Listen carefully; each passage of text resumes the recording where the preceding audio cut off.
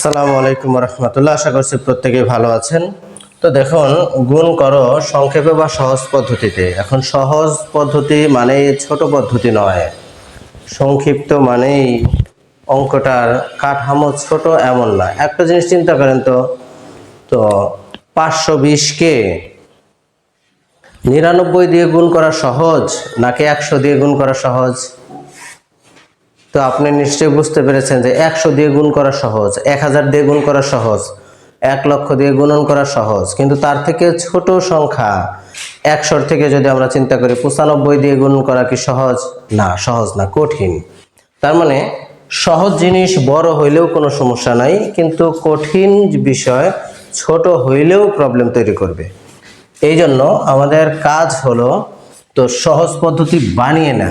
যেমন দেখেন আপনি 740-এর সাথে 9 গুণন না করে যদি আপনি 740-এর সাথে 10 গুণন করতেন তাহলে কি কেমন হইতো? তাহলে আর সহজ হয়ে যেত না? আমরা সেই কাজটাই করব। মূলত এই 740 এর সাথে গুণন করলাম আমরা 10। এই যে এক বেশি গুণন করলাম, এই কারণে আমরা এখান থেকে এই যে 740 গুণন 1 বাদ দিয়ে দিব, তাহলেই হবে। যদি আমাদের সংখ্যা বড় করতে হয় তাহলে আমরা বিয়োগ করব, আর যদি সংখ্যা ছোট করতে হয় যোগ করব। এই অংশটা ভালোভাবে বুঝতে পারছি কিনা? যদি বুঝতে পারি তাহলেই হবে। দেখুন, এটাকে আমরা এইভাবে ভাঙি। যেমন এই যে 740 গুণন এই 9কে আমরা এরকম ভাবে লিখতে পারি না 10 বিয়োগ 1 লিখতে পারি। আমি প্রথমে এক লাইন স্কিপ করতে চেয়েছিলাম।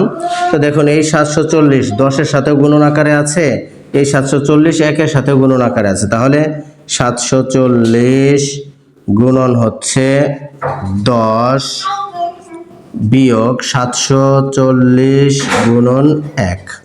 তাহলে কেমন সহজ হবে? কেমনে সহজ হবে? হচ্ছে কোনো সংখ্যাকে যদি আমরা 10 দিয়ে গুণন করি, শুধুমাত্র ওই সংখ্যার ডান দিকে একটা শূন্য বাড়িয়ে দিলেই হয়।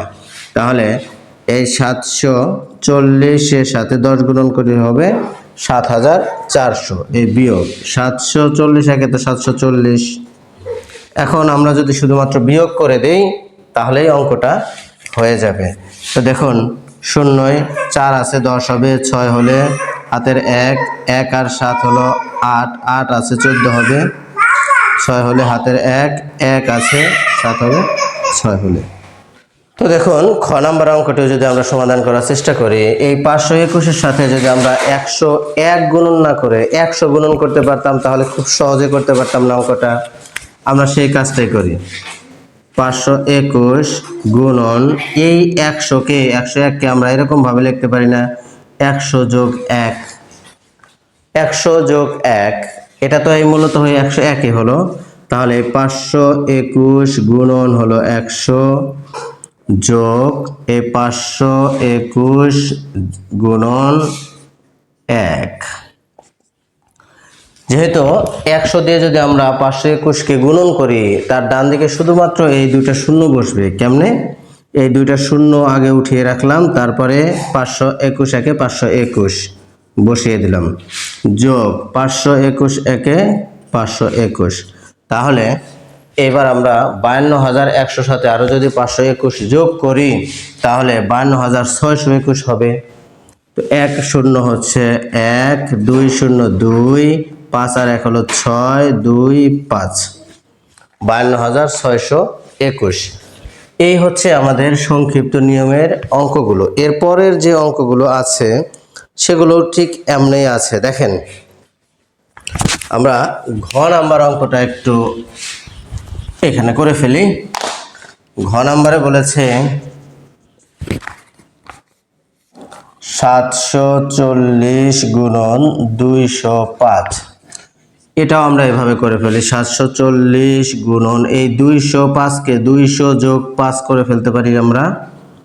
তাহলে 740 গুণন হচ্ছে 200 যোগ 740 গুণন 5। এবার দেখেন, এই দুইটা শূন্য আগে আমরা উঠিয়ে রাখি, এই দুইটা আর এই একটা, এই তিনটা শূন্য আমরা উঠিয়ে রাখলাম। 2 4 দুগুণে হলো 8 আর 7 দুগুণে 14, এর সাথে যোগ করব 5 0 0, 4 5 20 শূন্য হাতের 2, 5 7 35 আর 2 37।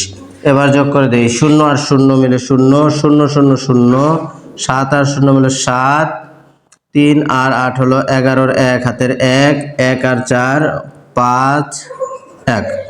তাহলে 1,51,700, 1,48,000-এর সাথে 3,700 যোগ করলে 1,51,700 হয়।